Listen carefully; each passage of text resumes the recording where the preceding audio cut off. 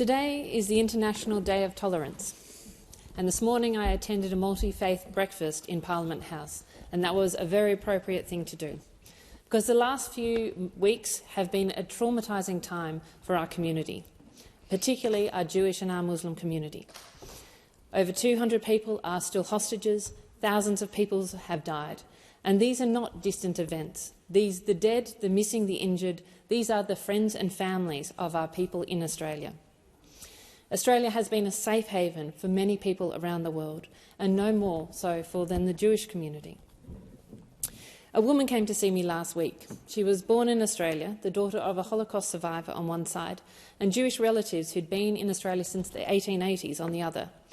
After seeing the anti-Semitic chanting at the Opera House, her 12-year-old son asked if they were still safe here.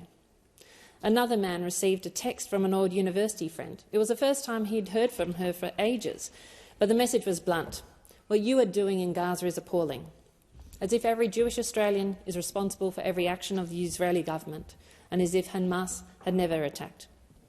In my community, we have seen posters of Hitler, we have seen Jewish businesses boycotted, we have seen next door in Goldstein, we have seen a violent conflict in Goldstein and a deliberate and provocative motorcycle convoy to the beaches of the eastern suburbs, which is the heartland of the Jewish community in Australia. And we have seen horrific chanting at the Opera House. And these are horrifying to my community, particularly because of the history of anti-Semitism. The Jewish Holocaust survivors in my electorate and in their families remember when they were accepted members of the Jewish community and in other European communities. They attended schools, they worshipped, they ran businesses, they fought alongside their nation and other people, and then, when things changed, they were almost wiped out. That is the history of the community, and this is why the fourfold increase in anti-Semitism since October has left Jewish Australians asking, are they welcome here? And it is up to all of us to give them that reassurance that they are. But the Jewish community is not alone in feeling the pain and the conflict in the Middle East, nor in facing discrimination. One constituent wrote to me about his wife, a respected Palestinian Australian professional who gives her time to charity. And he said, I can't believe I'm having to say this, but my wife is not a terrorist. Many people in this House have told me about their Islamic communities and of the challenges and of the Islamophobia that they have faced, and it is tragic. The Jewish community is grieving, the Palestinian and the Muslim community is grieving, and the Australian community is horrified by the death of civilians overseas, because it is our shared humanity that cries out for civilian death. One of the privileges of being an MP is to officiate in citizenship ceremonies, and there are incredibly moving words, which I read out. We believe in a society in which everyone is equal, regardless of their gender, faith, sexual orientation, age, ability, race, national, ethnic origin.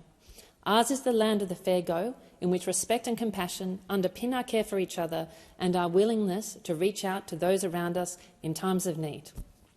Well, we are in times of need. We need to reach out to each other now. We need to stand up against anti-Semitism, against Islamophobia and against racism. And we need to consider our words and actions carefully. The parliaments and parliaments around this country must lead by example. Our first duty is the safety of our community, and we must ensure that our laws protect our community and that their enforcement is appropriate. And I'm working with the New South Wales government around that in my community.